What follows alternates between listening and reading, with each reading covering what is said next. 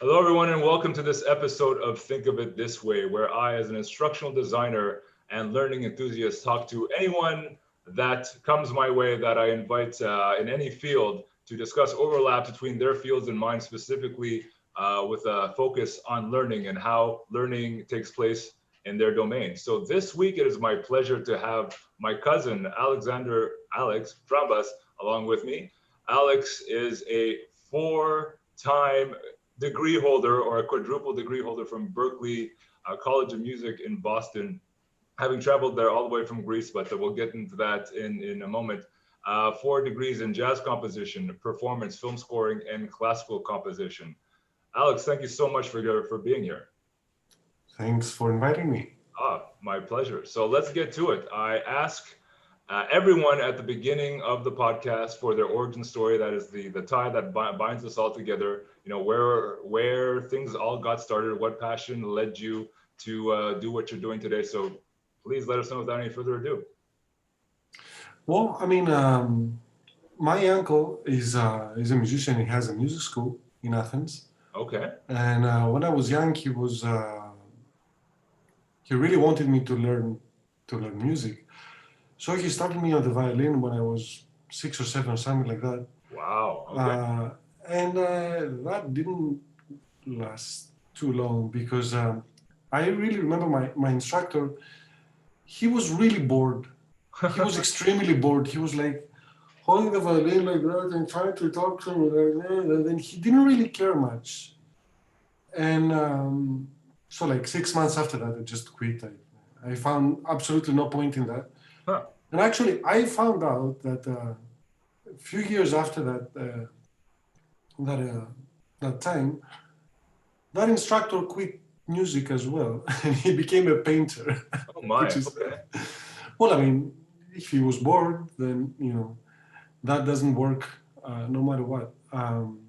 So actually, about 6 or 7 years after that, uh, I I was hanging out with some of my friends. We used to play basketball and whatnot, and actually one of them said at one point, "Well, let's make a band."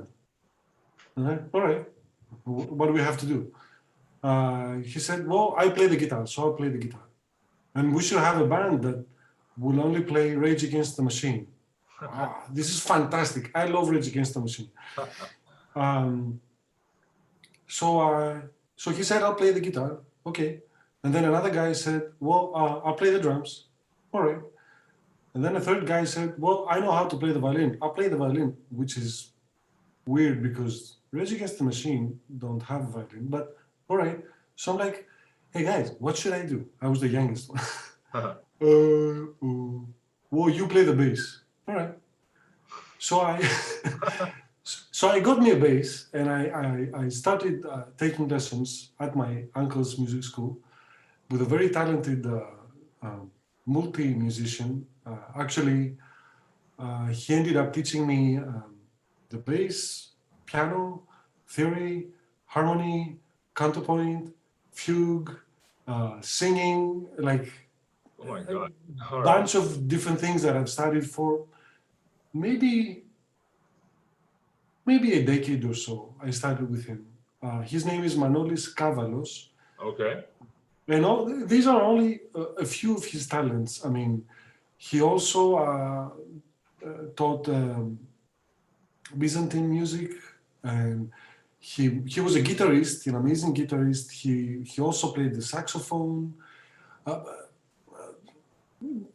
Crazy multi-talented guy, and actually, uh, in contrast with my first instructor, the violin instructor, he didn't just teach me bass. He actually taught me how to love music and how to want to learn more. And I don't know if the verb teach is the right verb. He actually made me love it.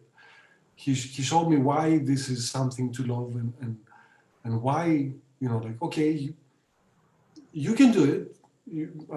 You have some talent, which is between you and I and all your viewers. Talent is sort of irrelevant when it comes to learning music. but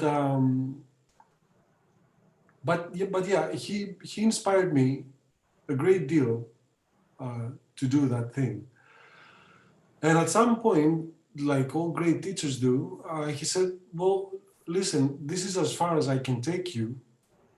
Now you have to, become your own teacher, and you have to seek for other people to learn from. And there's all these things that you can do." And that's exactly what I did. I actually, after that, I started taking electric bass lessons from this other professor. His name is John Aninos. He's a session musician in Athens, and he was also, and he actually still is, a professor at Nakas Conservatory. So I took lessons with him for maybe 2 or 3 years, and then he's like, "Well, you obviously want to learn more, so why don't you do this program that we have at Nakas? It's it's in collaboration with Berklee College of Music in Boston. So basically, you do 2 years in Athens. You learn, you know, obviously your instrument. You also do harmony. You do arranging. You do ear training. You take ensemble instruction. All the goodies. And then, if you want, and if you can apply to Berklee, and if you get accepted, then the 2 years that you've already done at NACAS, they can count toward your Credits. you can get them as credits for Berklee, Okay. which is actually it's great because you get to do the same subjects. The people that teach you are, for the most part, Berklee graduates. And the difference is that instead of being, like 14 14 students in a class, maybe you're 4 or 5 or 6, which means that in the 2-hour slot that you have for, let's say, harmony or ear training, the amount of time that you get with the professor is much greater than if you're in a 15 student class. Right, personal attention. Yeah. Right. And this is the curve, yeah. right, and this is fantastic. And this is actually one of the reasons why I was able to do the 4 degrees. I was to become one of Berklee's anomalies. So anyway, I did that thing at NACAS. I actually took almost every class I could take at NACAS. So instead of doing the 2 years, I did 4 years, the last one being part-time. And I also took classes from the classical department, like I did history of music and some other stuff that were not required. They were electives. So I took as many electives as I could. So when I went to Berklee, before I go to Berklee, one day the director of the modern studies program at NACAS, he comes to me and says, "Yeah, so by the way, put this date down. You're applying for Berklee. This is your audition date." I'm like, "No, I'm not." "Whoa, yes, you are." "But I did not apply." "Yeah, I know. I did it for you, and you will do it. But I don't want to." "No, you will do it."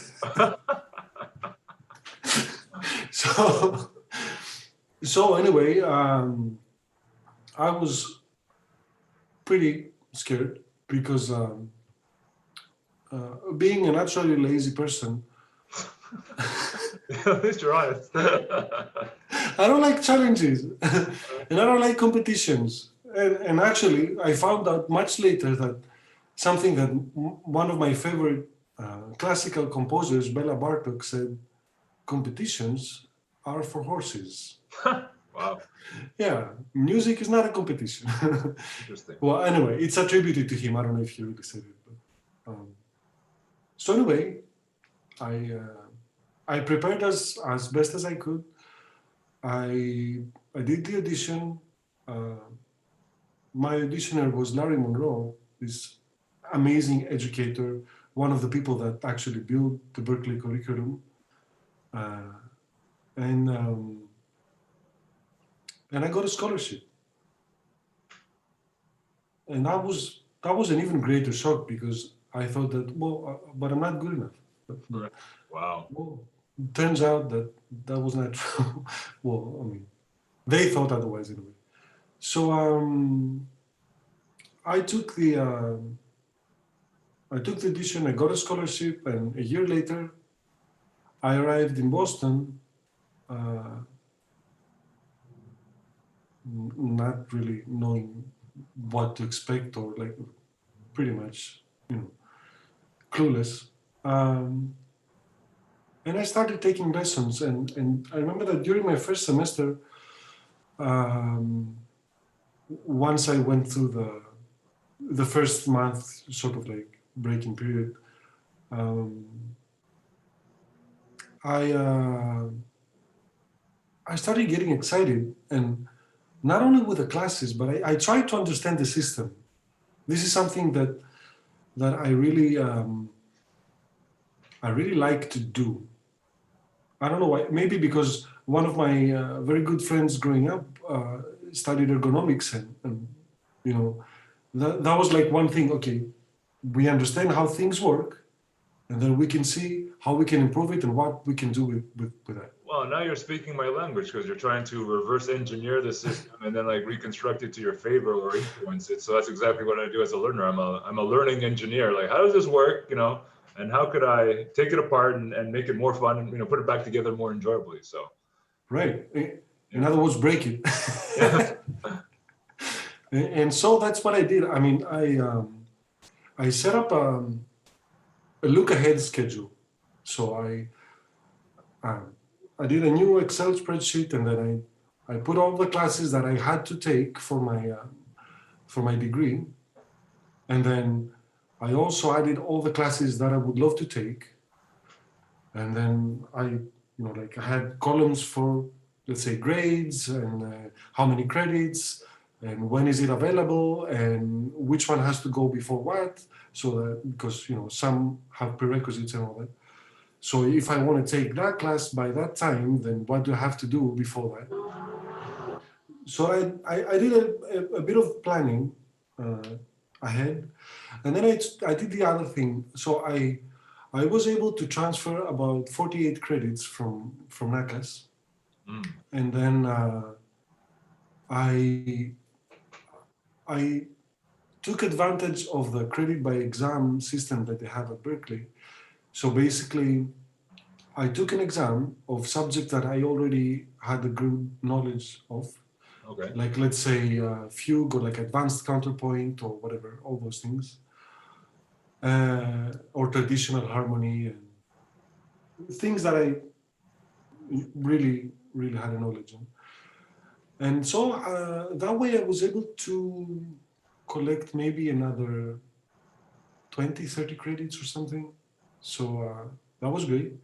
And then I also took advantage of this thing that was allowed. I don't know if it's, I think it's still allowed, but has some restrictions. You can study at a different college some subjects and then transfer them to Berkeley. Not for music lessons, but you can do that for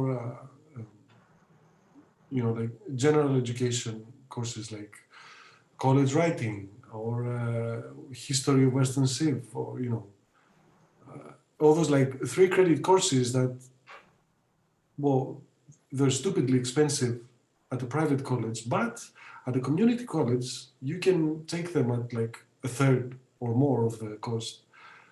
Um, Plus, you can do them at a time where you're not taking classes at Berkeley. So basically, what I did over 2 summers, I was taking classes at Bunker Hill Community College, whatever. It's a Boston-based college, and actually, I did some of them. I did online, or all of them, maybe all of them. And I just went there and took the exam and transferred maybe another 12 credits to Berkeley or something. So basically, I manipulated the system as much as I could. Uh-huh. That's all the transfer things that I did for Berkeley. But then, the way, specifically at Berkeley, the way the degrees work, the major fields of study, all of them have a few classes, or a lot of them have few overlapping classes, which are like first or second year general musicianship classes, which, I mean, they're useful for every kind of major. So I took them at Berkeley, but because they were overlapping with some of my other degrees, then there was no point in taking them over again. Right. And actually, the policy is that unless you absolutely want to anyway, you can substitute them with approved specified electives. Basically, you talk to the chair and you suggest some classes that are of interest to you. You explain why do you think that you should take these specific classes, and then they approve or not or whatever. So I don't even know how many harmony, like extra harmony classes or extra arranging classes or extra, I took some extra film scoring classes and all that.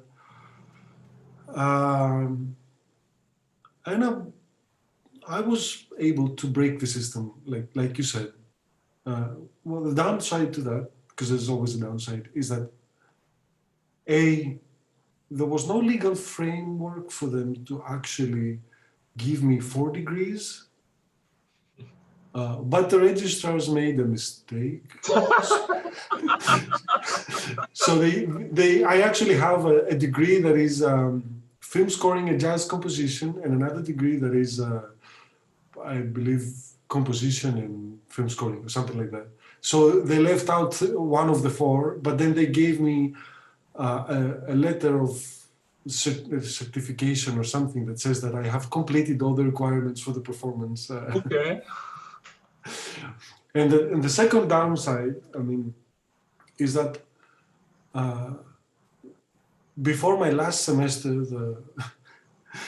the scholarships director had me over at his office and said, "Listen, Trampas, we need to give scholarships to other students, so please be done with your studies." and then they changed the system so that it's not so easy to do that or to take advantage of the. Well, I mean, I understand. I did my best to abuse the system, and they said. And they were very right, we have to help other students, learn music. Yeah. And okay. So to this day, do they call it the Trampas rule? Maybe they should, I don't know. Wow, that's an interesting journey. So it wasn't like, I thought in the beginning it was like a very romantic, ever since I was 4 years old, I was determined I knew I'd go to Berkeley and blah, blah, but there was a lot of left and right, and ironically, the early beginnings led nowhere because the teacher himself was uninspired. Then it was a fortuitous, let's make a band, and a kick in the pants by a guy, and you kind of got thrown into Boston kicking and screaming. So that was, see, the fun part about this podcast is, like, I know family members' stories, in this case, like for decades, without knowing all the details, and I scratch now as part of the job, and I was like, oh my God, I had no idea. It was all sorts of like loops and twists and turns. So that was most interesting. Cool. So as I was saying just before, I was just prepping and saying, okay, how do I say Berkeley? What's the full name and everything? And I saw on Google 48% acceptance rate, 61% graduation rate. I'm like, ouch, that is harsh. They don't care of, puffing up the numbers so it all looks good and everyone graduates and it has a happy ending. So so knowing the system as well as you do everything, and more important than the system than the administrative rules and all that. This is more about talent, I'm sure. So what is it that makes it so? It's not an easy A, so to speak, once you get in, or if you get in, even once you get in. So what makes it such a tough place to get into and to graduate from properly? What's missing? What's the difference between the haves and the have-nots in your experience? Okay, well, first of all, marketing Marketing. makes a lot of people want to go to Berkeley. Ah, So actually, the people that apply to Berkeley are just everybody. hmm, Well, and the truth is that it's a great place to be. It's a fantastic environment. They have a very generous scholarship policy, but also it's part of the advertising process. Sometimes they can give a tiny amount, which is just a little piece of cheese, but it's better than nothing. yeah. It's an incentive. Um, so yeah, acceptance rate. Okay, maybe it looks slow, but uh, even for a private college like Berkeley that has some of the best um, facilities that I've ever seen, especially compared to other colleges in the Boston area. Um, like they have practice spaces, they have studios, they have I don't even know how many classes I mean classrooms they have. Uh, Last time I checked, they had like four, maybe five buildings for dorms. It's a crazy place. Basically, anytime you want, you can get a practice space, even if it is a tiny, barely can fit a piano and a human space just to practice piano, whatever, or a full ensemble room with drum set, piano, amplifiers, PA system, everything. Like they have fantastic facilities, like state of the art, and that is separate from the recording studios, which is a whole different thing. And right, maybe like 3 or 4 years after I graduated, uh, they built a giant building in the Back Bay area, which included everything, like a new CAF, more dorms, more studios. It's just crazy. So anyway, a lot of people know about Berkeley. It's a very well-known college, and everybody wants to get a place in it. And they also give scholarships. So instead of looking at the entrance rate, uh, maybe it makes more sense to look at the absolute numbers. And I remember that my graduation year, I graduated in 2010, maybe. Yeah, I remember something around that. Yeah. Yeah.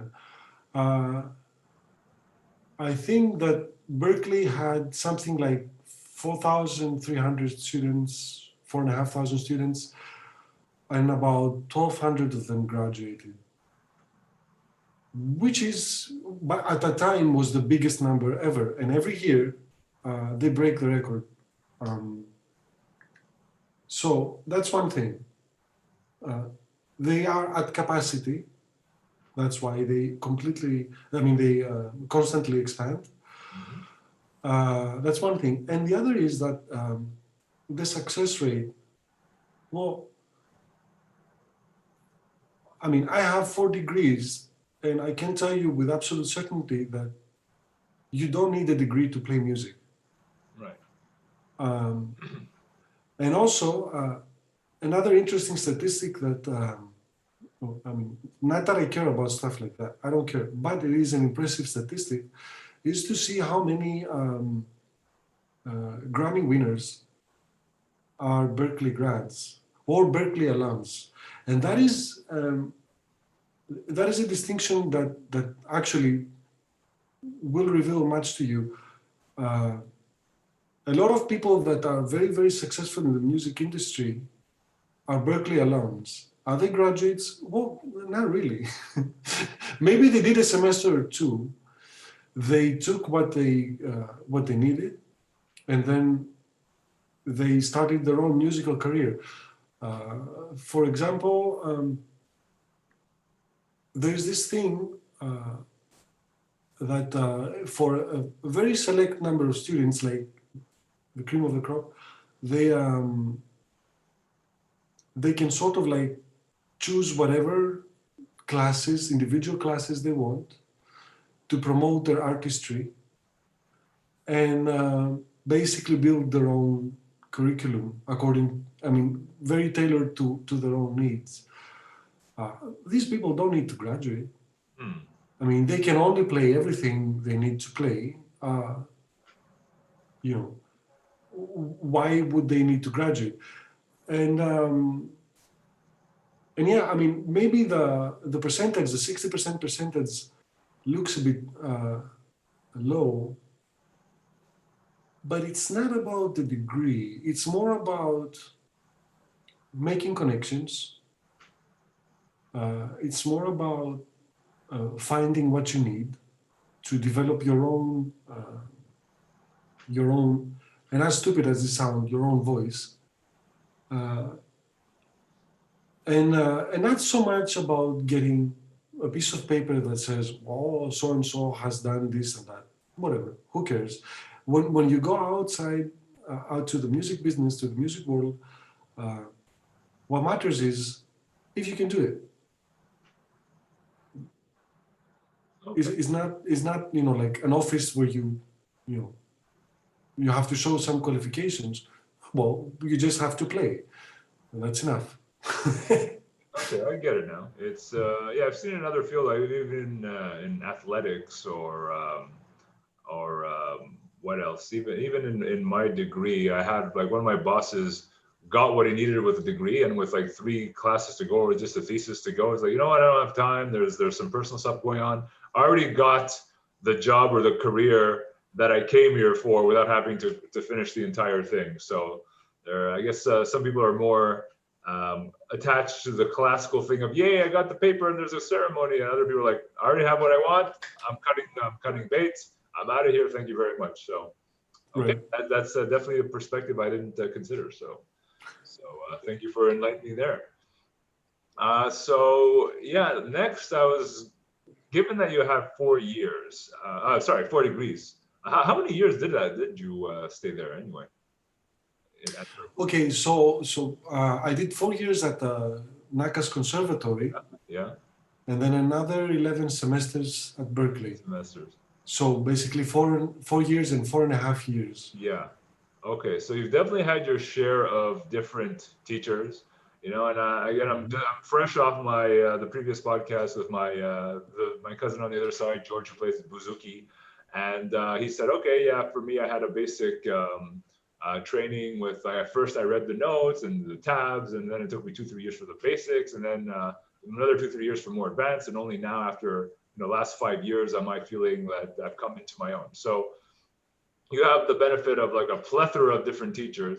Is it as, and I'm wondering if it's always the same steps, read the notes or whatever, or it's like, 10 teachers, 10 styles. Like what, how divergent are different people's teaching styles when it comes to teaching music?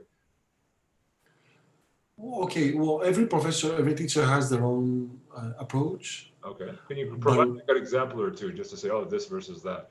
right, but really, what it comes down to is especially for the instrumental instruction, Yeah. because teaching theory or harmony, I mean, it's pretty standard what you have to do, but especially for the instrumental instruction, every student has different needs. So every time the instructor has to change, adapt, and and somehow keep the interest of the student, and somehow inside all of that also find some space and time for the actual curriculum that like the bare minimums, let's say, for each level. So for example, my first serious teacher, that multi-talented guy, Manolis, his approach was, okay, let's let's learn songs and let's learn the technique through the songs. So very, very, very easy stuff. He would give me tabs in the beginning, and I mean, as soon as I figured out the mechanics of like, okay, you see number, that means fret. You put a finger somewhere, that finger doesn't work. Change the finger. What's the rhythm? More or less. And I presented something to my teacher, and the teacher was like, "Yeah, okay. Well, here's how you do it." And then he'd show me. Um, that's one approach. Other approach is, you know, let's say my Berkeley professor, John Lockwood. His system was it looked random to me. So every lesson I would go in and he would give me a tune and he would say, "Okay, take this tune, prepare it for the next class or whatever, and now let's play." But what do we play? Okay, well, let's use this melody as a vessel, and then do some free improv. Actually, his thing was very much into free improv. He's been playing with the Fringe, with Joe Lovano and Bob Gulotti, who sadly passed away recently. So his approach was very much like, okay, technique is good, uh, scales, arpeggios, blah, all of that stuff. You can prepare them on your own. You're mature enough to know what to do with that. But let's try and create something on the spot, and let's use something that will start off of it more or less, and then it will take us to something else. So his approach was very much on the spot creation. Sometimes it worked, sometimes it felt miserably. Okay, it's all in the game. But so I don't know. I mean, usually I saw the cousin from the other side podcast, and that's a pretty standard way of it's a pretty standard approach. You know, like you start very simply, very easy stuff. For the first year, maybe two, you know that anything that the student will try to play is going to sound bad. Okay, but that's not important. What's important is that they learn how to love it and how to want to do it and keep on doing it. And that's actually, when you told me about the whole podcast, this is the one thing that I wanted to tell you. I said earlier that talent is pretty much irrelevant. Okay, maybe it can facilitate some stuff, all right. But really, when it comes to learning anything, I believe, but music in specific, music specifically, is consistency and patience. So it's great if you can practice 6 hours a day. Right? I'm at a point where I can do it.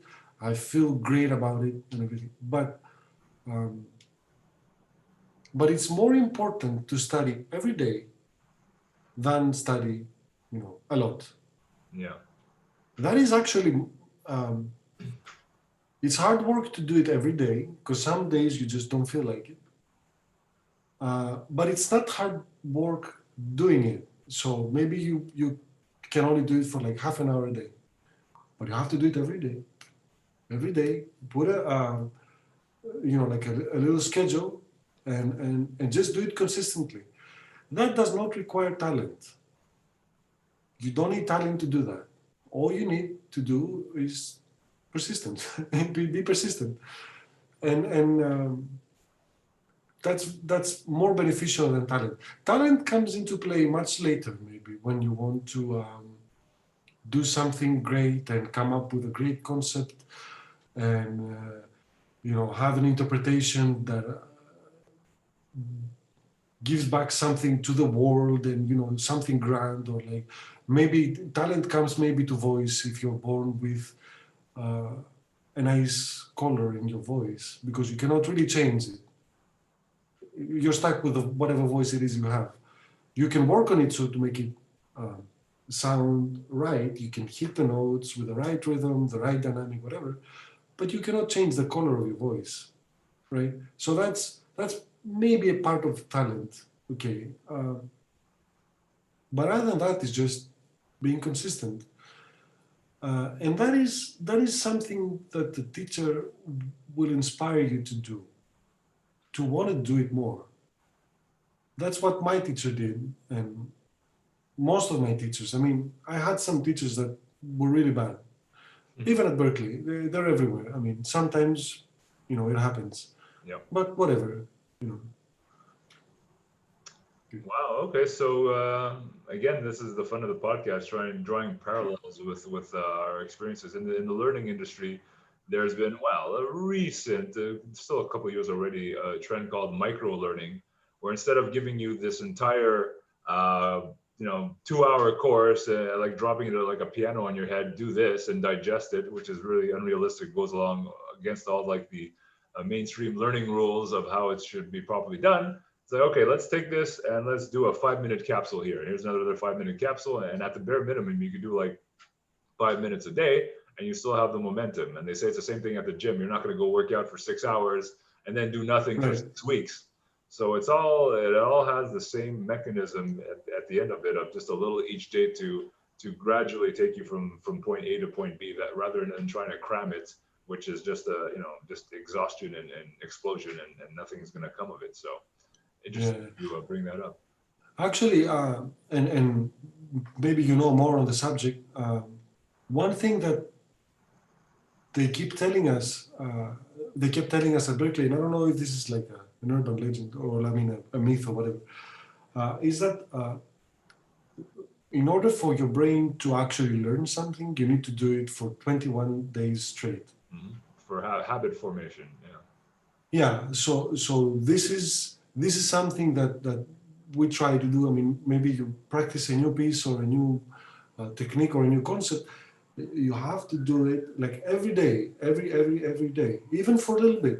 You only have half hour in your schedule for music. Then put 5 minutes into it just to keep it active in your brain, and Yeah. it really works.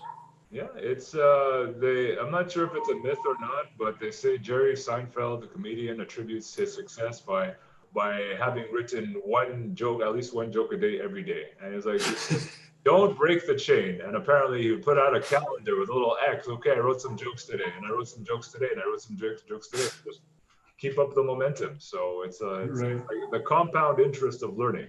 The muscle memory is still active. You're just building upon instead of like learning then forgetting everything. There's actual right, Ebbinghaus forgetting curve based on that. Anyway, and instead of like learning, forgetting all, starting from scratch, it's like going up the stairs. I'm now here. I'm now here. I'm not here. And if you let time go by, if you let time go by, you're sort of eroding back to a previous stair or even back to nothing. But this way, you're just like always climbing. So right. yeah. And also with music, I mean, uh, brain is one thing, but you also have to use your body, and it's actual muscles that Yeah. they have to stay active. It's a workout. It's not just okay, it's easy. I can move my fingers. No, it's not easy. They make like your fingers always make a very specific, uh, very detailed movements. Mhm. And depending on the instrument, I mean, some instruments are much more physical than others. I mean, maybe on the flute, Mhm. you're just moving your fingers and your lips and your breathing and that. But let's say for the drum set, it's a whole different kind of workout. You have to move four limbs independently, and then you have to put a lot of power in it and beat the drums or play very soft. And it's all muscle. I was going to bring this up later. I was going to compare it to driving.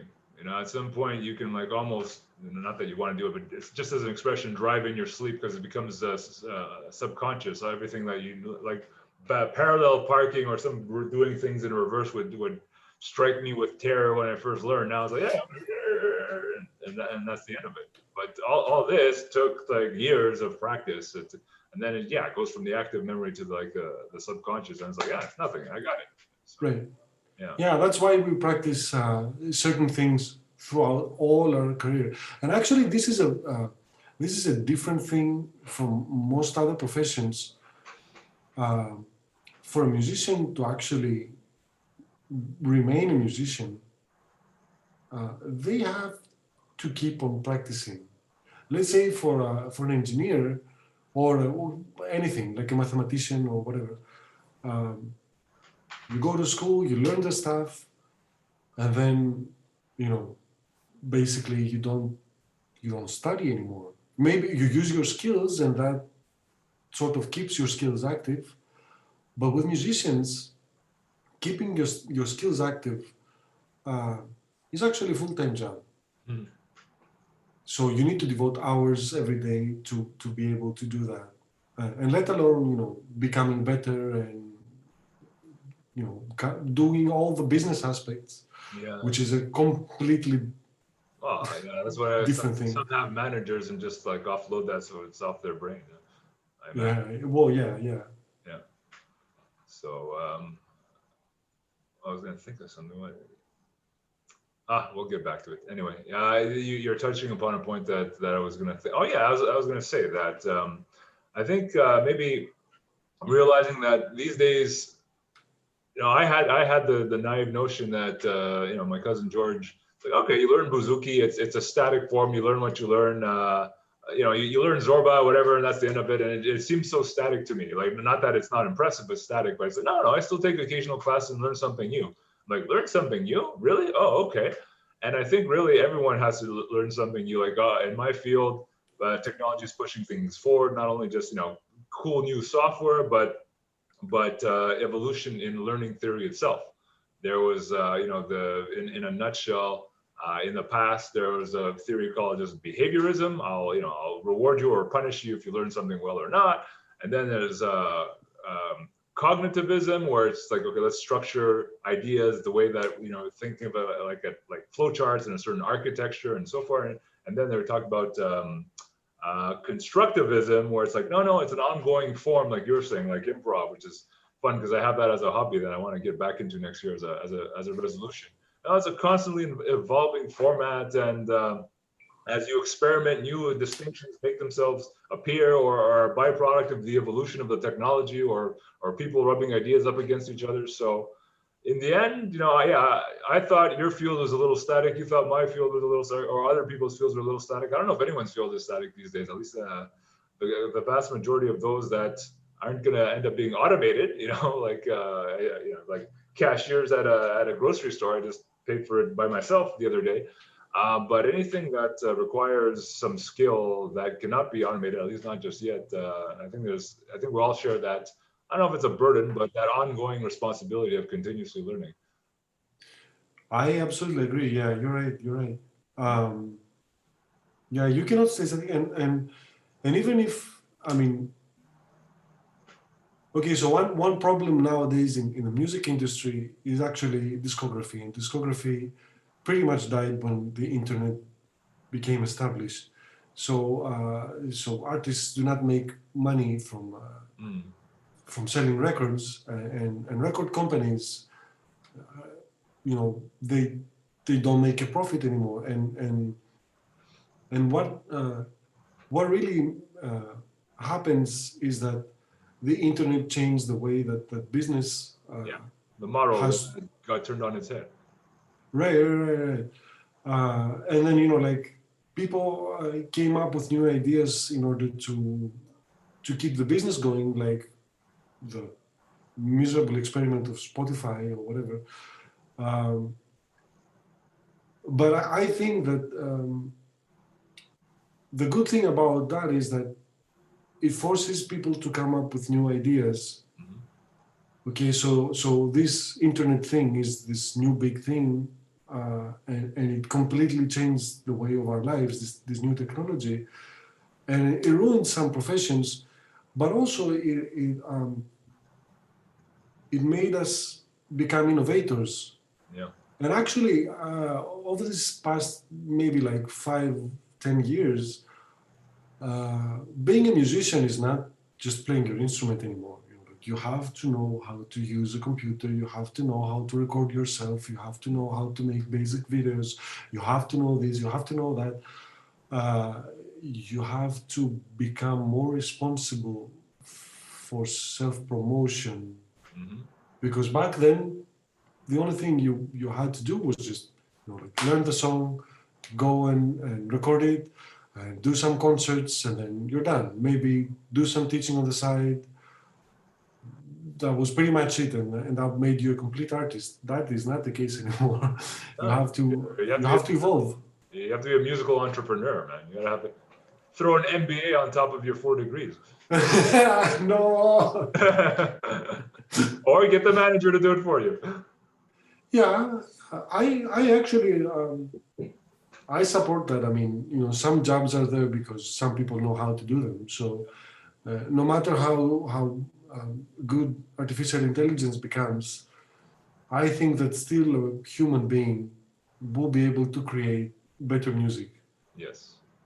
So on that note, I wanted to ask you. I found something on your bio on your site that tweaked my eye because that's exactly what I'm trying to do here in the long run. You said that when you're listing influences, you said people who have inspired me over the years, recordings I listened to, live performance I've attended or played in, then and anything musical or not, but with a deep meaning under its surface. And that's what I'm trying to do here. Like you think, what the heck is George doing here about e-learning? But it's like, well, let's see if how did Alex find something completely unrelated to music that he integrated into music so that I can find something completely unrelated, at least directly to e-learning that I can integrate into e-learning? Because what I find within my field is just like rehashing the same ideas and I'm bored of them and I want to go outside the box. So what is an example of you finding something outside the box of music that's, oh my God, that's amazing. And I'm going to put it in my music. Maybe it was like a car scene, a car chase in a movie where it was going really fast. I'm like, oh, I'm going to put something really fast in my music. I don't know, I'm just throwing any idea out there. But I mean, I'm sure you wrote that for a reason. I'm like, okay, like what did you find non-musical that became musical to you that you imported and transmuted into something musical, if you can think of anything?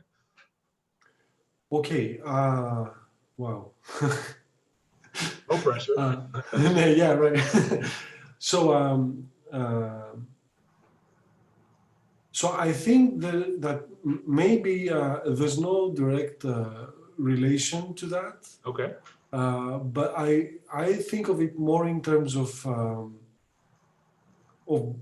broadening one's horizons. So I mean, you can become a great musician if you only practice your one instrument and learn everything about it. There's a ton of literature. There's tons of music composed over the centuries on your instrument. You can study everything. You can become extremely specialized to that. Okay, or um, you can come out of the cave and and see how other arts uh, not completely relate, but how arts can help you improve your musicianship. So, for example, um, one class that was available at Berkeley that I sadly did not have enough credits left when I found out about that class Hmm. was a 2 hour class that for the first half hour you had to draw, you had to paint, and then the second part of the class, the second half hour, was free improvisation. Now, the painting part, the way I understood it from my friends that took the class, the painting part was for you to channel your creativity in a different medium, so that sort of forces you to come up with different types of solutions to different kinds of problems, but all of which are the grand problem of expressing oneself. So that might be an example.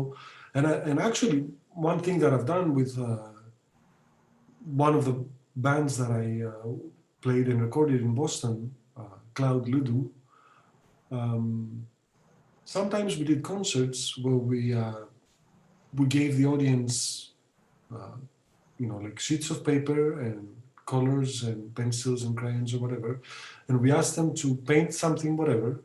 We gave them some time, maybe like half an hour before the concert or anything, and then we took them, and some of them we used them as a starting point to create music on the spot based on that on that drawing or painting or whatever. It's not a new concept. Lots of people have done it before us, but what's interesting about it is to see, especially in a setting where it's, let's say we were a quartet or a quintet, I forget, to see how people within the music ensemble interpret the same symbols, so they all have a common starting point, how they interpret it differently and how they communicate, because music has the one of the one axis of music is time, that makes a huge difference with other arts that are, like they just exist, stop, no time. But music evolves over time, and it's great when you improvise and you interact with the rest of the band over time to see how you interpret over time that same static starting point. That is, I think that that might be an example. I mean, certainly you get inspired by a movie or whatever. That's the whole film scoring industry. You get to see, let's say, a movie, and then the characters and how they develop, and then you assign musical themes, and then you see how you can compose musical themes that interact with each other over the course of the movie, and then you can use the music, and that's the primary use of film score, is to underline the emotion of the scene, basically tell the audience what to feel and when. Well, not just that, okay, but so you get inspired by a different medium. Other people find it, cross arts relations with I don't know, architecture and music, or Right. mathematics and music. There's plenty of examples of that. Lots of people see,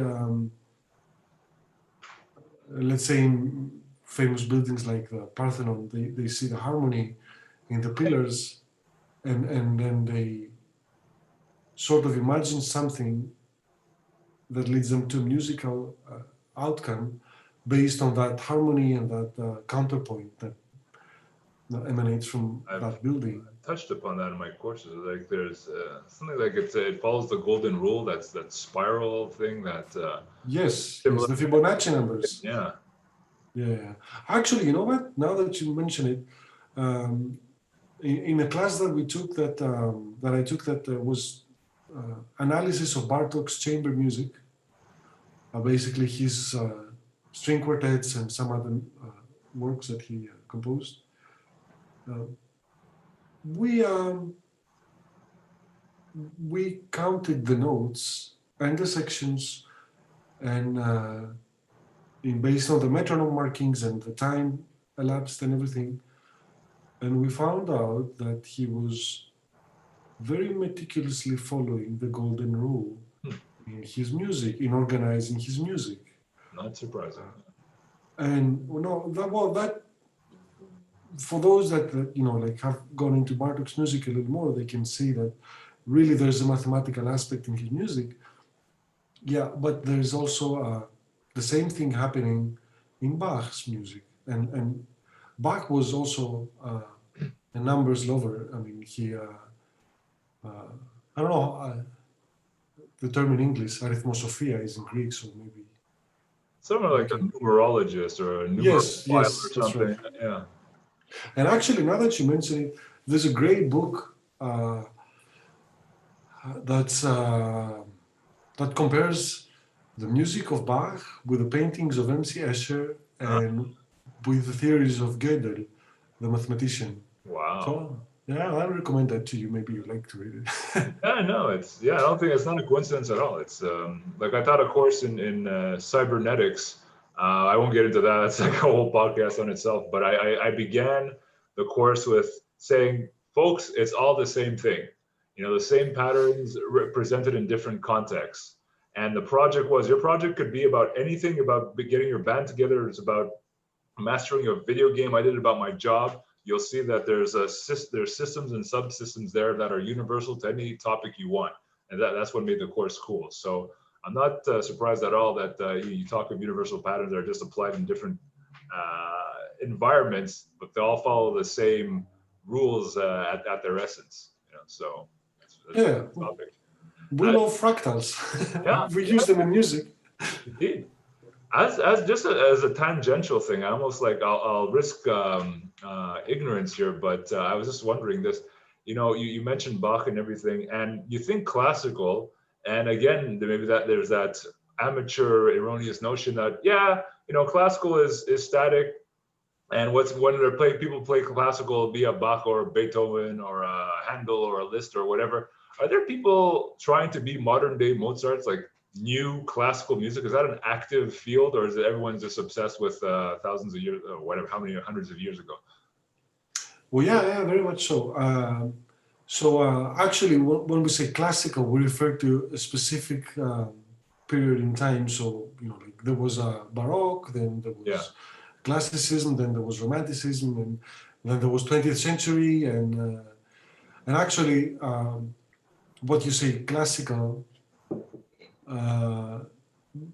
doesn't just apply. I mean, the way most people use the term classical doesn't just apply to the classical period. You know, like Okay, yeah. It's become umbrella to everything else. right, and early Beethoven, whatever. Supposedly the correct term is concert music, Yeah, okay. which is another failed term, but whatever. Yeah, you can go to a heavy metal concert for all you care. right. And I actually, there's some heavy metal bands that have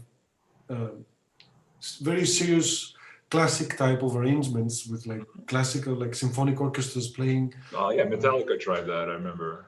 A lot of people tried that. Dimmu Borgir tried that too, and you know, Epica did some stuff. Lots of fusion between different genres.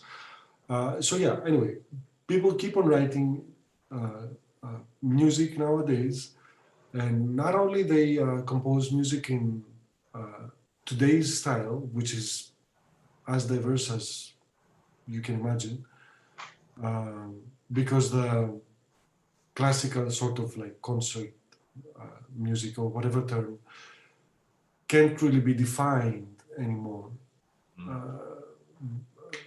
Not with not the same way it was defined in Beethoven's time. Okay. But also people compose music in earlier styles. So sometimes, you know, people compose Baroque music nowadays. New Baroque, just to make the Yeah, new Baroque, or like music in the style of Baroque, or in the old style, as they would say. Is there a market for that? Do people care, or do people insist on their, you know, Pachelbel or whatever from hundreds of, like how is the reception for this stuff? Okay, that's another podcast. Okay. But in short, I think that the two main considerations in music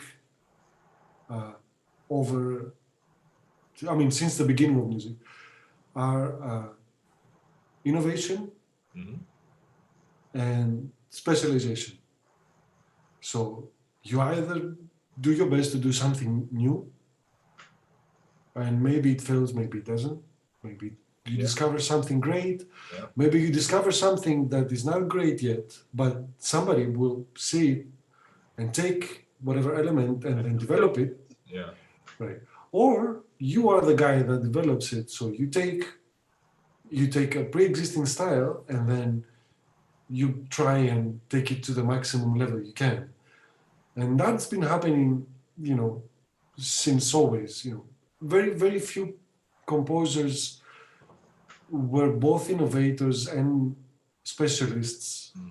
And these are basically the composers, most of the composers that we see in concert programs nowadays. We still see nowadays in concert programs, because what they did was new at the time, but was also so great that it sustained through the centuries. Mm. There's lots of great composers whose art did not survive. Yeah. Were they bad composers? No, but you know, they Yeah, did not timing survive. wasn't there or something. The world wasn't ready for it, or maybe posthumously, ironically and sadly, it took off. And yeah, Sometimes that happened. yeah. Bach is one of those cases. Oh, I didn't know. Oh, there you go. That's sad. Touch frame only after you kick the bucket. That sucks. Yeah. Yeah. Anyway, yeah. Did Okay. that answer your question? Yes. Yes. Thank you. So speaking of innovation, I have to ask then. You got 4 degrees. Do you innovate with those? You try to fuse the 4 degrees together, or were they naturally, they're not as disparate or distinct as you would have them believe because it's all one big melting pot of talent with just some variations. Like, So you asked me before about uh, deep and meaningful under its surface, and I said some stuff about you know cross art disciplines. cross-disciplinary. Yeah. Excellent. So um, so I like weird stuff. Yeah. I believe that most people um, like music just because it makes them feel good. Well, that's only small, tiny amount of the power that music has. Yeah. And to give you an example of what I mean, imagine a scary movie without music. It wouldn't work. Mhm. Imagine the music of the scary movie without the movie. It would just make you feel uneasy. It just makes you feel uncomfortable. Um, Yet almost nobody will choose to listen to music that makes them feel uncomfortable. But sometimes we listen to music that makes us feel sad. Okay, because we feel like there's somebody there that understands us when we feel sad. So we listen to sad music, or we listen to happy music to lift our spirits up and whatever. But there's a plethora of emotions that can be uh, explored through music. Yeah. Not all of them make us feel good. It's okay. Music can do a lot of things. Music can be funny. I mean, Frank Zappa did that. He made music that was very funny. Yeah. So coming to the fusion of my degrees, I mean, I like weird stuff. I like taking whatever and mixing it with whatever, and at the same time, I like it. I love it when there is. If I feel that my music is successful when I do that, if there is a little joke in there, if there's a little irony in there, if there is something weird, something that people will say, no, what is this? Why? No, you can't do that. Yes, I can. I like it.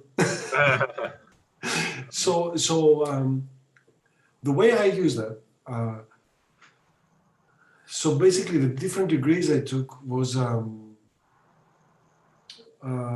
every degree was a study in a specific, more or less, genre. Let's say so. Jazz composition was a study in jazz music and basically big bands and small bands and the harmonic language of jazz music and the melodic and motivic development of the improvisational aspect of it and which is great. It gives you a different sort of freedom because improvised music, which jazz is a part of, um, is one side of music, and the other side is composed music, which is roughly, let's say, singer-songwriter and basically classical or concert music.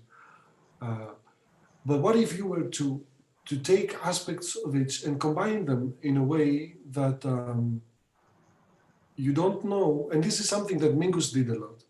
Charles Mingus, the jazz composer, who was with one foot on the classical and one foot on the jazz world, and Gunther Schuller later named it third stream music. What if you were to take music that sounds like improvised, but it's composed, or music that is loosely organized, so not very composed, but not completely free, which is something that Wayne Shorter is doing with his last quartet over this last decade. He's sort of like blurring the lines between improvised and preconceived music. And I'm really not an expert to talk about these things in great depth, but what I like is when things are going closer to the edge. Mm-hmm. So okay, maybe it's jazz improvised music, but does it really have to sound like jazz, like this, like the, let's say, the traditional jazz, the New Orleans jazz, or like the bebop styles of uh, Charlie Parker, or does it have to sound like Coltrane? Well, nobody can sound like John Coltrane, but anyway, does it have to really follow that specific stylistic rule, or why not, try and see where it takes you? And of course, for that, I studied 4 years with John Lockwood, and he's a great part of that uh, direction in my music. It was like, oh, okay, you can do it like that, but why not drift and explore and do different things? And of course, I cannot tell you how many times I've gotten into arguments and fights, and sometimes serious fights with some of my professors about that. I remember, and I get this guy maybe one day, maybe I won't, because whatever. Uh, I carry it as a badge now. This Berkeley professor once told me that uh, your perception about music is wrong, and it couldn't be more wrong. Oof. And I lost my sleep for a whole week. I couldn't sleep. I really wanted, you know, I don't know, to confront him, which I never did actually, because one of his colleagues apologized on his behalf. Okay. But now I carry it as a badge, because now I know that what I'm doing is right because I like it. Very And if there's any sort of advice I could give to anyone is, yeah, all right. It doesn't matter if you follow the rules. Well, okay, it helps if you know what the rules are so that you can break them. But what really matters is do what you feel is right. Maybe you fail miserably, okay. But maybe you come up with something that is so amazing Yeah. that following the rules would never allow you to do. So I think So, that segues. You already answered the next question that we oh had wow. prepped for. Like, yeah, like no. In the past, I said I've noted your general dislike for regular mainstream pop music, and you already answered why. It's if there's anything that follows the rules, it's that most of the time. The same, I don't know, the chorus into the bridge, into back to the chorus, and repeat 3, 4 times, and there you go. There's your music, and I'm sure it almost seems like an insult to you at this point in terms of the level of effort, improvisation, experimentation, and so forth. Although sometimes you get some, recessed peanut butter cup experiments that are kind of innovative and hit the mainstream at the same time. I don't know if you ever heard of the song. There's a big smash last year was Old Town Road, which is a part country and part rap. I mean, I could send you a link, but it's still very melodic, very patternized and whatnot. But it was like, a cute little twist. And the cute little twist made it like song of the year in 2019 or something.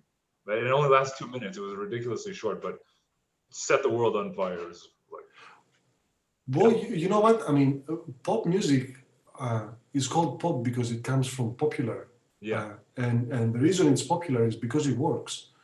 So you don't have to reinvent the wheel every time. And I mean, okay, I find it interesting in my musical journey to look for weird things and I like to compose weird things and play weird things and experiment and free improvise and whatever. Hmm. But there's a reason why things work the way they are. So a system is not established before the action. Well, first you have the music, and then you analyze the music, and you see, well, some patterns can be drawn from that. Yeah. Why is this effective? Well, I'm sure that if you look at if you try and analyze, let's say, a standard song form, which is some sort of intro, and then a verse, maybe then a second verse, maybe then a chorus, some sort of bridge, then another verse, then a couple of choruses, and then an outro. Then you see, well, okay, there's um, there's the element of gradual introduction. So you ease into whatever it is that you have to say. You don't just throw it at the other person. Well, you can do. It can still be effective if you do it, uh, but when you go slowly, then you it's perhaps easier to set up the mood for the listener, and then you gradually build up into a chorus, which is sort of like a high point of what you have to say with your song, and then comes repetition. You build on what you have already said, and you use that to say something more, maybe at a second level, or at a, Hmm. or an expansion of what you already have said, maybe more detail or something, and then repetition again. Yeah. Then you drill in the chorus, right? So why is that effective? Well, you you establish something, and then you repeat it, and that helps the brain, I think, to take a break from new material when you go back to the old, even if you've only heard it once. Yeah. Yeah, and that um, gives a rest to the brain with something familiar. Then you give them another verse that's you move on to something a little more detailed, a little more advanced, and then you rest again. Okay, that's like a standard song form that works in many genres. I mean, jazz is basically more or less AABA sort of.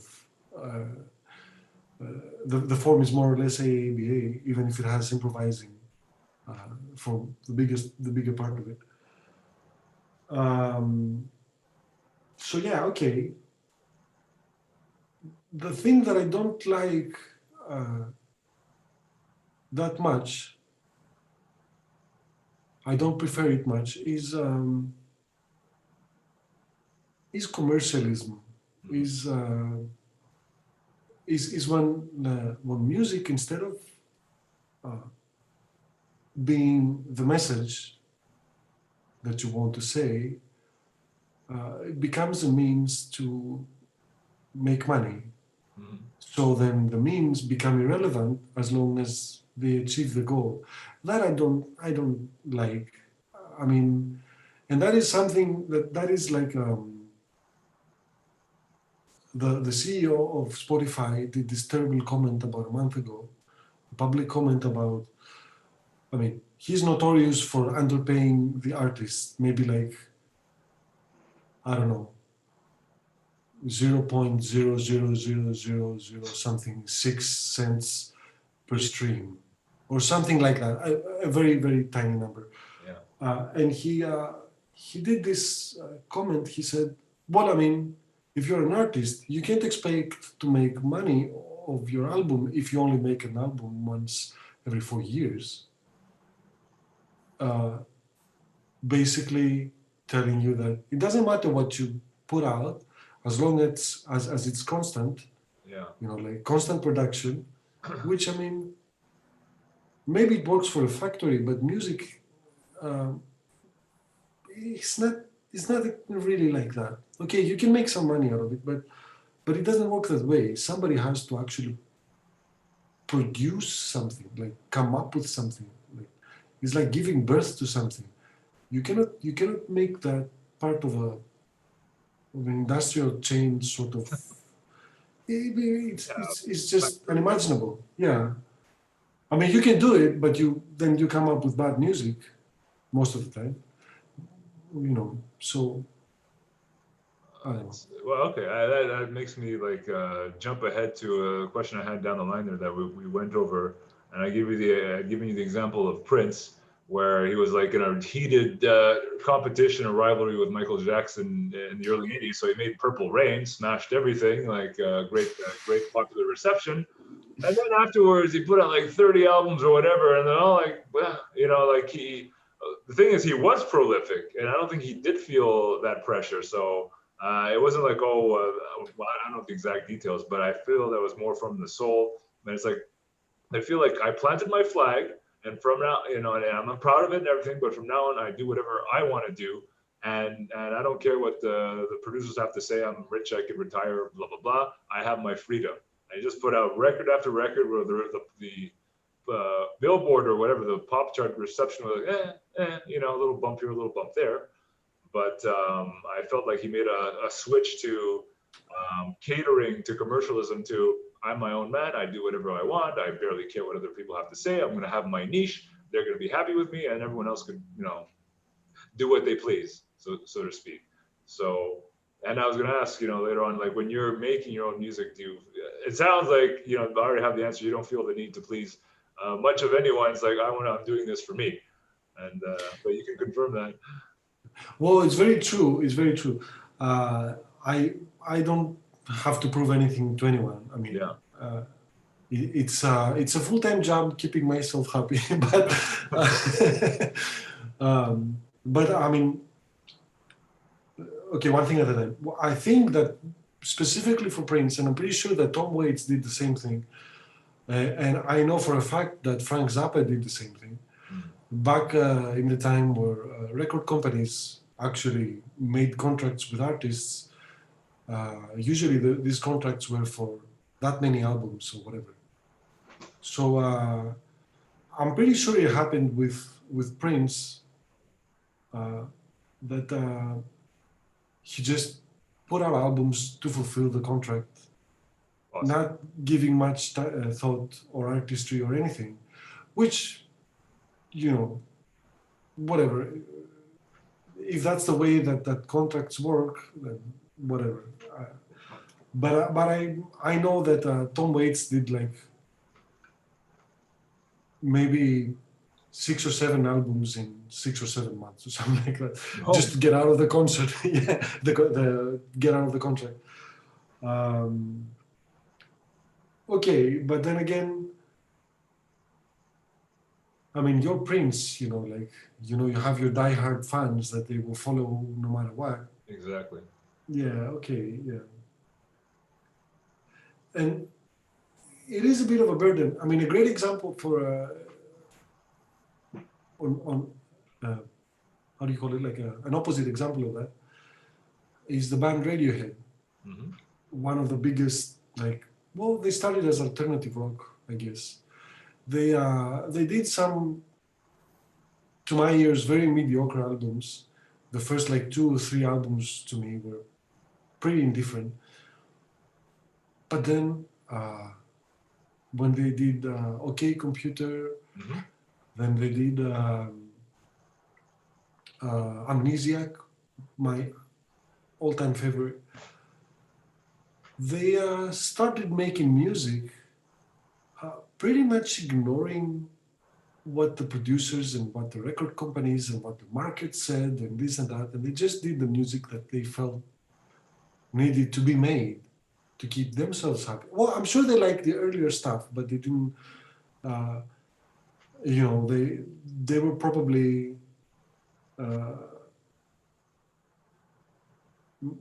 following sort of the trends a little bit. But when they did their own thing, the reception completely changed. I mean, they were well known before that, but then they became mega stars, pop stars. I don't know, whatever the correct term is. They really skyrocketed, and what I absolutely admire about them is that maybe 2 albums after that, uh, they stopped selling their new music. They just did it by donation. They said, well, we have enough money. We don't need any more money. Doesn't mean anything to us. So we just do the music that we like. And if you feel like supporting us, feel free to contribute whatever you want. And that is actually, a dangerous thing to say on air, but I really think there should be a cap to how much money somebody can make off any business, Hmm. because that gives you, like a greed cap at some points. And I'm not, uh, uh, like the right person to go further into it and say what that point should be or whatever. Uh, but when somebody told me, hey, listen, we got to give a chance to other people to get a scholarship, right? Like give a chance to other people to reach your point. You don't have to be a billionaire or a trillionaire or whatever. That's an obsession. It's unhealthy. Interesting. Yeah.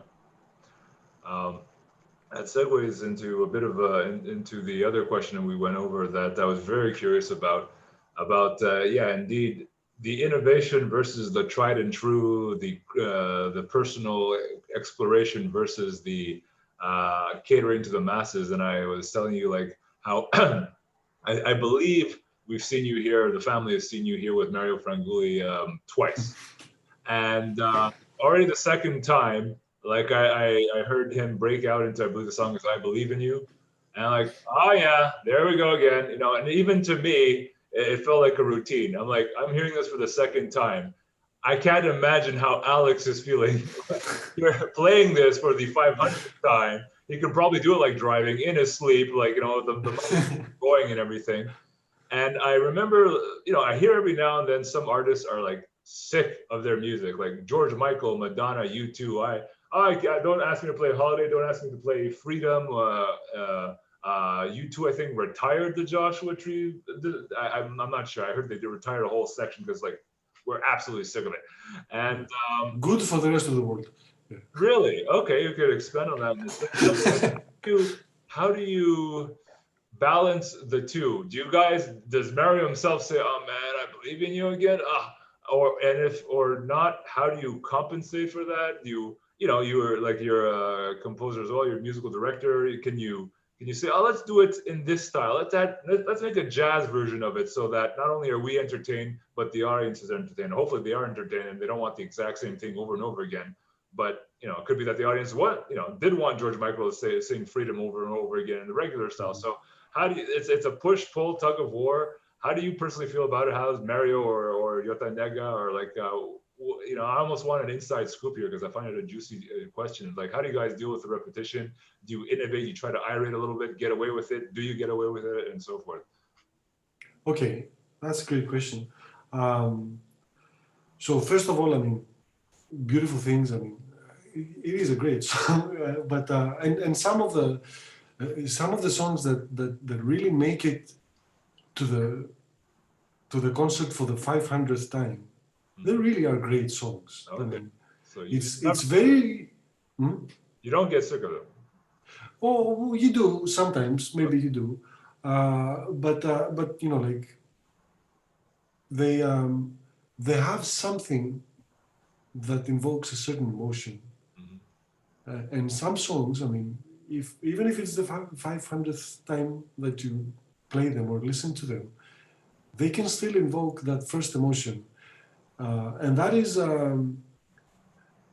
very a good quality for a piece of music. I mean, how many thousands of people over the centuries have played Beethoven's music? Right. And they play exactly as written. Beethoven was, if not the first, one of the first people to write out in excruciating detail everything in his music, the cadenzas, the tempi, everything was very, very detailed. And I mean, other composers did it afterwards. They were very detailed. There was no room for improvisation because up until Beethoven, when there was a repeat in a piece of music, it was expected that the performer will improvise. I mean, Baroque is all about that, you know, uh, and even in later genres. Um, but I mean, some pieces of music, they do have that. They do keep the interest. They do invoke those emotions. And as a performer now, okay, maybe beautiful things. Okay, as much as I like it, maybe it's not as great as Beethoven's Nine. Okay, I mean, not many pieces of music are. Mhm. uh, or maybe Yota Nega's Με τα μάτια κλειστά, with my Okay. eyes closed, Right. like one of your biggest hits. However, you get a certain amount of uh, gratification, even if it is the simplest piece of music, when you play it great. And it's not just you, it's how the band sounds, is what the fellow band members play, is what is how the singer sings, is how the people uh, perceive it. Because sometimes the way that the people react just makes you shiver. Like, I mean, it gives you the Okay. So there's that you extra know feedback. Yeah. That gives you extra life. absolutely. Yeah. Absolutely. I mean, some people found a great solution to the COVID concert era by doing network concerts and stuff like that with no audience. It doesn't work. You need the people response. You otherwise you're just doing a rehearsal. I mean, it's it's very different. Um, so okay, sometimes you get bored. That will happen. No matter how great the song, no matter how great the leader, no matter how great the band, you get bored. It is important to remember that at the bottom of everything, this is a job. And as a great professional that you have to do the job as best as you can. Mm. So, so it is a job. There's a very mundane component about it. It is a job. You have to do it as best as you can, even if you're absolutely bored. Um, However, a good musician sounds excellent to the average listener, even on his bad day. So even if you're completely bored, uh, the point of the concert is for the audience to have a nice time, right? Especially if you're working as a session musician.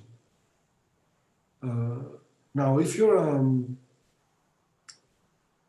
you're the artist and you have to convey the emotion and you have to feel what you're doing, I cannot speak for Mario. I don't know what he feels, what he thinks, how he does it. I can speak for what I think of him when he does it and what I see, what I observe. There's been times that he has made some interesting choices in songs. Well, first of all, every singer has a huge repertoire. Every one of the singers that you see performing, they have a huge repertoire, so they constantly change and they, according to the mood of the day, sometimes they can Mm. completely change the set list, which is expected. Okay, some songs will remain, but a true artist, and I've seen that happen, they will take a song that sounds boring, sounds a little pop song, a little whatever, and they will transform it according to what they are. They will own it at the end of the performance.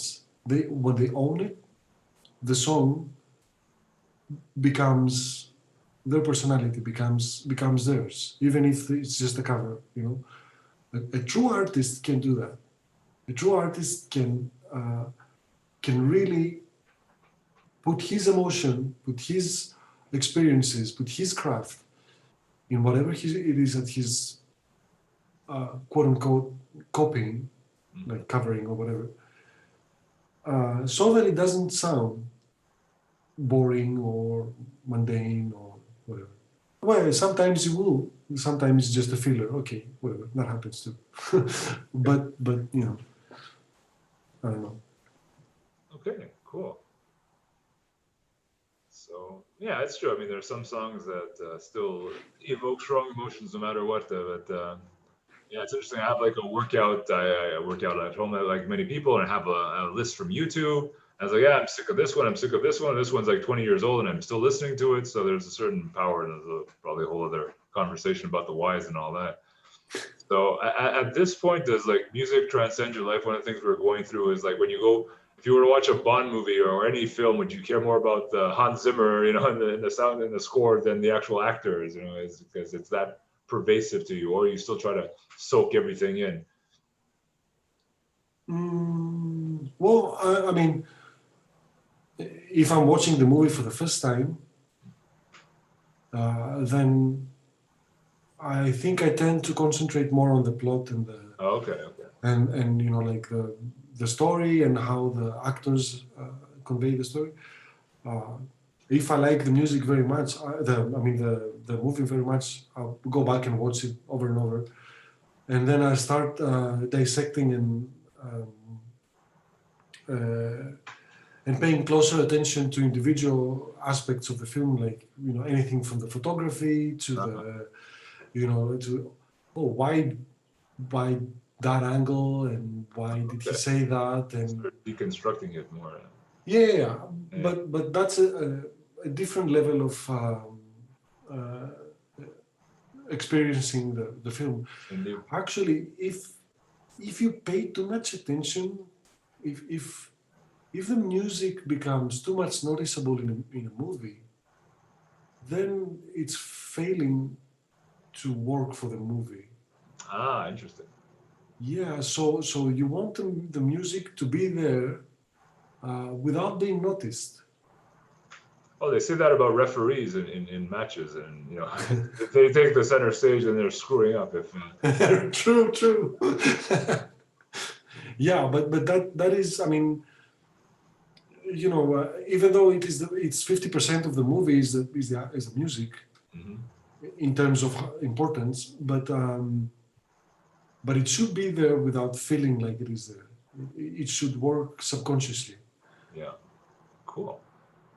So with that, okay, with that more subverted, subtle style here, let's turn over to now, where especially now in these times, I hear that you have the more opportunity to act as a teacher. The student has become the teacher. How how do what is your teaching style to others, and how has it evolved from others? What have you inspired yourself from, or are you just inventing it like it's a Alex Trampas original because you like the weird and the exploratory and all that? Or do you change a person to student by student in accordance with their needs and their level and all those other external factors? Okay, so I try to follow as much as I can the Berkeley curriculum, let's say, Uh, which is it's more or less like a structure of subjects in a specific order, okay. and that I like it very much because okay, you learn one thing in one semester, and then the second semester you don't work on that thing, but you build on that thing. So you actually take that and move it to the second level, and then the third, and then the fourth, and and you build. So you keep exploring the same ideas, but going into more and more detail and more Mhm. depth, and uh, and that is great because you don't learn something and then leave it, and then learn something and then leave it, and then something Right. and then leave it, but you keep evolving in the same direction, and you don't forget the past subjects. Yeah, it's depth versus breadth that builds upon each other. Okay, yeah, you know more on that. Yeah. So what I try to do is basically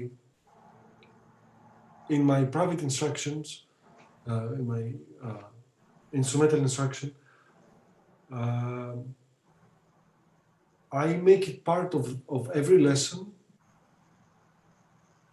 because it's okay. Okay, so this one thing, let's say scales and arpeggios and like leg work. um, these are a part of the exam that we have every at the end of each term. Uh, I've noticed that most students they freeze when it's time to play those things. So Mm. maybe they practice and practice and practice them, but then when the time comes for them to perform, they cannot do it. So what I try to do is I try to make every lesson be a little bit of an exam. Okay. So when the exam time comes, they don't feel stressed about it. They say, "Ah, okay, yeah, I've done it." So I use the format of the exam as part of my every lesson. Why I think this is important? Because I do not believe in learning how to pass the exams. I believe in learning the subject. But with music, um, we've all heard of stage fright. Mm-hmm. So what I think is very important is the psychological aspect of yeah, get over that and make music. So, Yeah. but I can't, and it's true. I've been there and I felt like that, and I still do. Okay, sometimes you get stage fright for the stupidest reasons.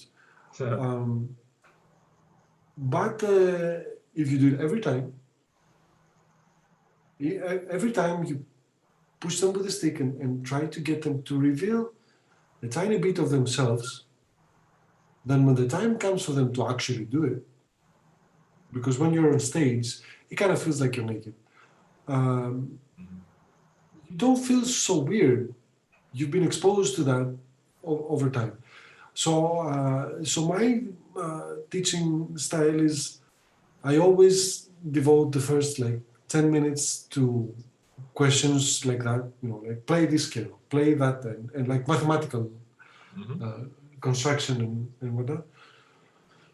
And then I have the torture, which is notes. Just I want to see you read the notes. Okay. Not leave the notes aside because it's like a language. Yeah. The notes are like the alphabet. Certainly. The scales are like, and the chords they're like the words and sentences. There's a great parallel between those two. So I want them. I don't care. You read just 4 bars. Do 4 measures, just to keep your skills um, alive. Like Yeah. the look and play. And then uh, it's time to have fun. We play a song. We improvise. We do something more constructive, closer to the okay. Now we do music. So I've seen that work.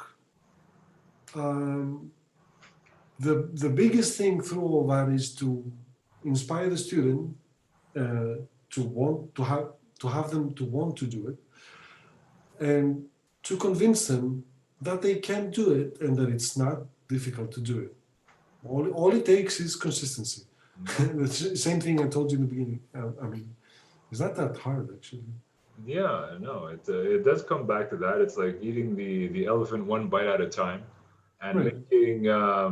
making every it goes back to the micro learning instead of yeah we're just gonna putz around with some theory and whatever, but you only have to worry about a big momentous giant stressful exam further down the line. It's like no, let me take the stress of the giant exam and cut it into tiny little pieces, and you have a micro exam here and a micro exam there. So it's Right. not only building cognitive memory, it's not only building muscle memory, it's almost building nervous system memory. Every day is a Yes. test, but every day is a tiny test, and the dose is so small that yeah, it might shake you a little bit, then you get used to it. So Right. um, when you do that, it's like you're developing guts, and there's that emotional. You're taking care, whether they're aware of it or not, of an emotional intelligence that has to be, that no one ever talks about, but is just as critical as everything else. Otherwise, if you have someone that's falling apart, come concert time, all that effort would have gone to nothing, gone to waste. So Right. That's very cool. And the way you're saying part this, part that, like a recipe and consistency, consistently, it's reminiscent of how we do e-learning and inspires me to be even more mathematical in terms of a bit of this, a bit of that, and make sure that all the pieces are there because it's extremely parallel and analogous to what you're doing. I don't want to just listen to theory. I want you to be able to perform at a certain level, do a certain behavior, a certain skill, and this is the little steps all along the way. Right. Just trick them into learning. Trick them. I mean, I mean, sometimes you get the occasional crazy person who is really into the subject, and this is like incredible for a professor. I mean, to see somebody that is constantly asking for more, and okay, I have this student, especially now that we're doing the online thing because of the quarantines. Yep. Who, as soon as he figured out the mechanics, so like, okay, so this works like that, this works like that. Okay, I know what I'm going to do, and I'm going to do it. He started sending me like 50-second videos, like minute videos of himself. This is like a hand just playing the melody. And he would send it to me, like on Messenger or whatever. Mm-hmm. It's like, I did this, how is it? Just like that. I cannot tell you how happy I was about that. Somebody, like, okay, we did the lessons every week, sometimes twice a week, because, okay, this is another thing that I found out. Normally we have 1 hour lessons or like 50-minute lessons. I found out that if I break it to two weekly lessons, so like one at the beginning and one at the end of the week, like 3 or 4 days apart, then I give them smaller workloads, going back to the same thing, and more easier to it's easier for them to see their progress, because they don't have to wait. I mean, especially in the beginning, it's very easy. Everything that you teach in the beginning is very easy. Yeah. It's very small and very easy. So bi-weekly, I mean, twice a week lessons, give them a chance to cover a lot of ground and not just sit on the same thing again and again and again and again. Yeah. So they feel that they, like, they move on. So they feel better about themselves. And also they get more confirmation of what they do, And really, if you're at the first or second level, if you do more than half hour in one sitting, your brain becomes mashed potatoes. Yeah. You cannot take that. Most students cannot. They start, their attention span is not developed yet. Yeah. Later on, they can take it. Later on, they won't leave you alone. But in the beginning, it makes a lot more sense for smaller doses. Yeah. That's it. You're wrapping up the curve there, and that higher level requires higher things, but jumping there too soon is sets them up for failure. I frequently create when I'm explaining things to peers, it's like I make a little pyramid, like a flow chart where one square leads to two other squares, it leads to two other squares, and two other squares, and blah, blah, blah, all the way down. Oh, the pyramid scheme. Yeah, and I'm like, we start there at the simplest interpretation of the subject matter. Once they get that, we'll go down one level. The problem I see most of the time is like people start off the top, then they trickle down, like, they jump to like the 5th level of complication without having explained everything in between. Like, no, too soon, stop it. You're killing people. Like, no, you're not getting to 5 till you go through 4, you're not getting to 4 until you go through 3, and so on and so on. Right. So. Cool. Yeah, that foolproof. That's the thing. I found out with some of my Berkeley professors is that foolproof method. Like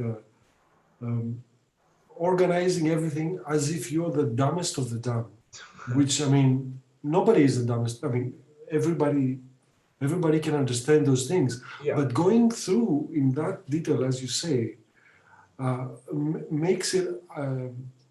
impossible for them not to get it, Yeah, even if they're the dumbest of the dumb, which they're not.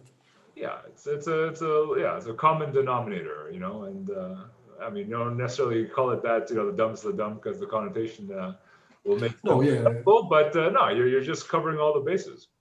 And different people come from different contexts and backgrounds and abilities and whatever. And those who are more advanced, please be patient. Or even in level 2, even though you're level 5, I might be presenting you a new aspect of level 2 or a new twist to it that you might appreciate. So, I never thought of it that way. So yeah. for a communal learning experience, it's just like you just go through everything. And And it's not just about, like I said, the dumbest of the dumb, okay. But it's not just about the mental ability. You mentioned the emotional aspect of it. yes. That is a great thing. I mean, overcome shyness. Hmm. That's a major step that needs to be taken as seriously as like actually understanding the subject is Oh yeah. to managing, because I mean, I don't know, maybe in other professions you don't have stage fright, you don't experience stage fright the same way that a performer does. Maybe you do, I don't know, but maybe just like sitting in a cubicle and doing the work by yourself is less stressful, Yeah. uh, because you don't have to perform, you don't have the component of time steadily running out, or maybe you do in some cases. But that emotional thing is a big thing to overcome. Yes. I It agree. needs baby steps. there's there's a risk, but there's a reward. And once you go through the valley of failure and you can take that in stride and reach the other side, it's so much more worth it. Yeah, it makes life richer to the point where I'm like, yeah, I'm considering, well, I don't want life to be bland, like before you know it's things and people leave, like someone left recently and it hit me hard. I'm like, man, no, I gotta enjoy each moment. So that's I'm considering going back into they're offering online improv now, my improv school. So it's really convenient logistically, and I just like it gave me butterflies every time. But when I nailed an improv performance, it was very hit and miss. The thrills, the bonds, the pride, Yes. the glow, like it's a natural drug, and like, okay, it's worth. I want to go back, and it fuels the creativity and the showmanship of the day-to-day job. You're pitching to a client, and you're not afraid to go out there and throw some humor and project and show confidence, because you do it at improv. It's like, yeah, you're just transferring something over, and the heck with it. And the amount of times I've been thrust into a position, even just regular project management, where I say, oh, 5 years ago, I would have wet my pants trying to figure out how I'm going to do this with so little time. This came in at the last minute, whatever. Now, half the time, I'm like, you know what? I took improv. We could just make this up. We'll figure it out as we go along. And at True. some point, there'll be a happy ending, and we'll move on. So knowing that from the emotional experience, you're like, whatever, waste as much time burning yourself out from stress, or you just dive back right in. It's like, this is the 500th time I'm doing this. What the heck? Well, I survived the first 499, so I'll survive this. Right. So Yeah. Absolutely true. yeah. So let's wrap. In terms of the business side of things, I wanted to take on do a challenge discussion swap, very briefly. But I asked you in the prep as well. At this point, like whether it's with yourself, with Mario, with Yota, how much of the enterprise of things do you have? Do you find yourself searching for your audience, trying to promote yourself? Here's a sound sample, here's a whatever, versus how much the audience has already found in you, like theaters contacting you already, or musical concert hall. I mean, prior to this year, whatever. Hopefully, this will all return. But how much of it do you have to push for the business? How much of it does the business come knocking on your door? Because I find like that's where sometimes we have a repeat client, we just sit back and poof, here's another one. Poof, here's another project. Whereas sometimes it's like, ooh, we're a little thin this month, or we'd like to have something more just to be safe. And you're knocking, and I find it. I imagine it's very analogous with you in terms of, at least if not you directly, a manager, Mario's manager, I don't know what. So how much is it, in the push pull of things? How much of it just falls in your lap, and how much do you have to hunt for, metaphorically speaking? Okay. personally, I'm terrible at self-promotion. Right. I do absolutely nothing. I mean, Okay. I wouldn't even have a website if it was not a requirement for my film scoring degree. Okay. But I'm grateful that I did it. And actually, the person who designed it is Canadian. He's a Canadian trumpet player. Oh, nice. Very grateful for that. Amazing guy. Um, so um, so I don't do much. I should be doing more. And usually the advertising, okay, well, Mario will say on stage, I'm da da da, Alex Trampas on the bass, and Yeah. so if I also did the arrangements, he will mention that. Sometimes if it's a bigger concert, and if the budget allows for, like program notes and everything, then uh, I will be in there as well. Okay. Uh, both as a performer and as an arranger. I also do the.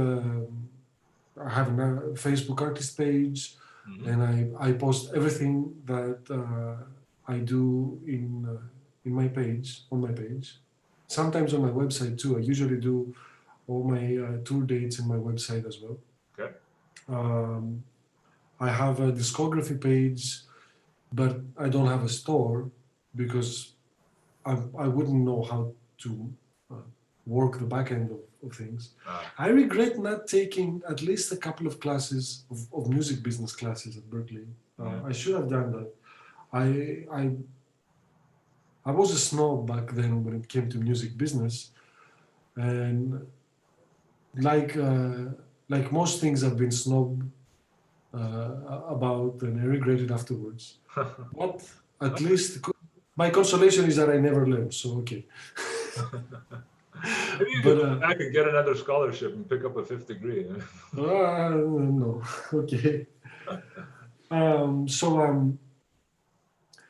So my best advertisement is my work. So when I do arrangements and orchestras play them, uh, they recommend me for Ah, other projects. Uh, Also, a great recommendation is uh, my how to say that, my business character, let's say. So my work ethic. yeah. People that think that I do have a work ethic, or that they find the way they did business with me to their liking, they will recommend me, or they will want to work with me again. Sometimes they don't. You know, sometimes it's not a match. Okay, that happens as well. Okay. Uh, but in terms of work landing my way, sometimes it's really hard. Sometimes you struggle, and that is not just that's not just because of something that you do or you do not do. Because when it comes to music, a great percentage of people still believe that it's a hobby. You do what you like. Oh yeah, you play. You're having fun. No, it's not like that. I had, to pay for my college degree. Oh yeah. People took loans for that. I still have to pay for my, expenses. People have rent. People have, um, you know, their like monthly expenses. They have to eat. Why, why do you treat me as a hobbyist? It's a job, Yeah.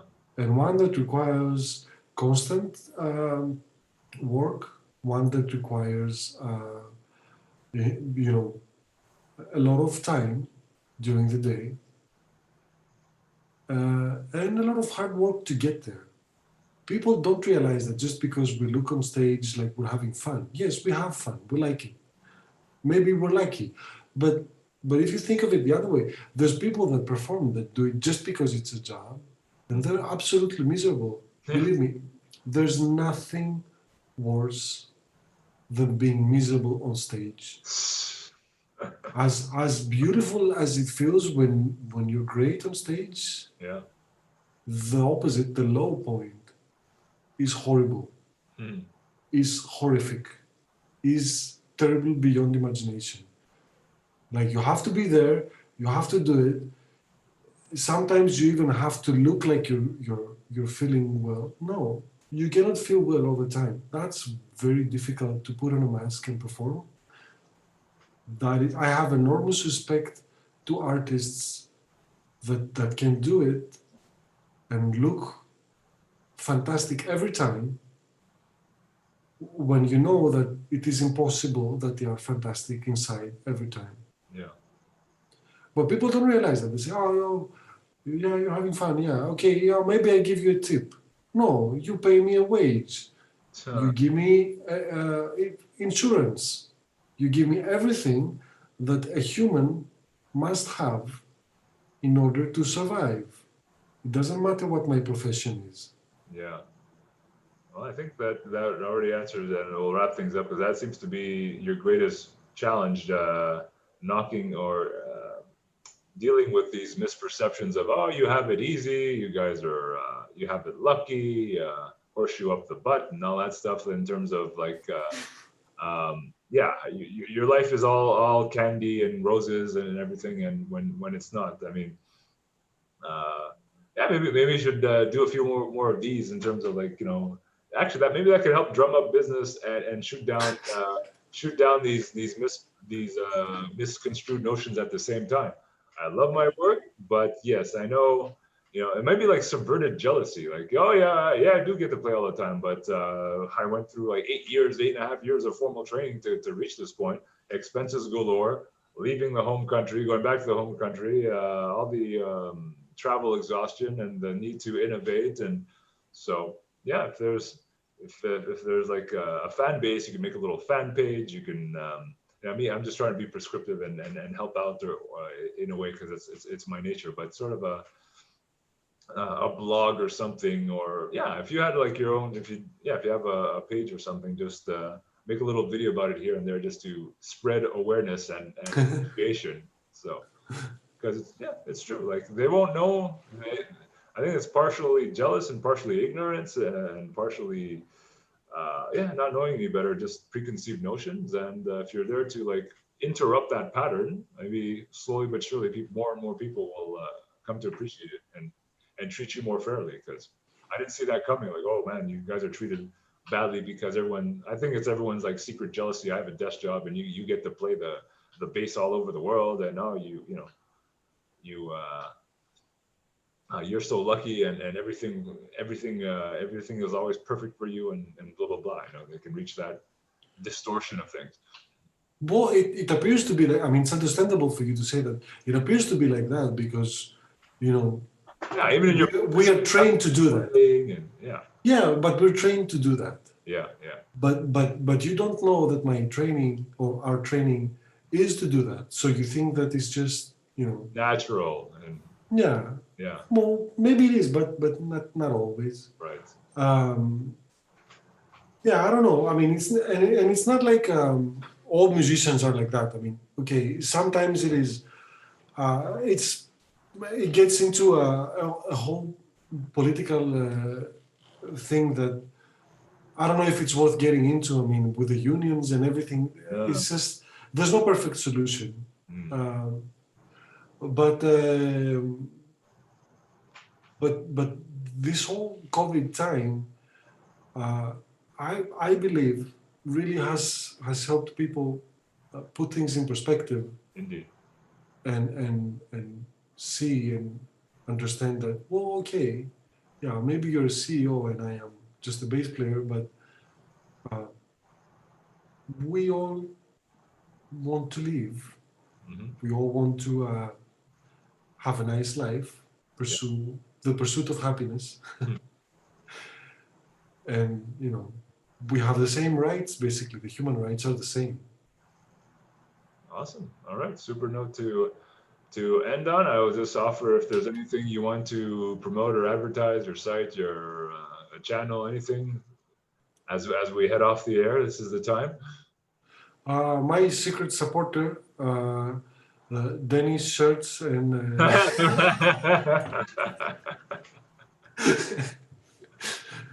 yeah. Yes, that's our answer for everyone else that's not in the family who makes custom shirts just like these. To have your own custom shirt, call 514. Yeah. No, I don't. I mean, okay, I have a website. You can add the link Yeah, I'll put it in the description. Yeah. in the description, whatever, or the Facebook artist page, whatever. Yeah. But that's about it. Okay, very cool. So All right. that's it. So Alex, thank you so much. Thank you so much for doing this. On my end, I almost always forget, being humble myself. Anyone who enjoys this, leave a comment, the like, the subscribe, all the usual things that YouTubers tell you to do. And again, the fun thing about this is that I can talk about just about anyone because learning is a cross disciplinary occurrence. So it's fun for me to visit different worlds. I do it every day at my job anyway for all sorts of different contracts. So there's always something I can put together in terms of a set of interview questions and make it a very interesting time, hopefully for all. So that's it, Alex. Thank you once again, and thank you, to the viewers for watching, and we'll catch you next time. All right, ciao. Bye.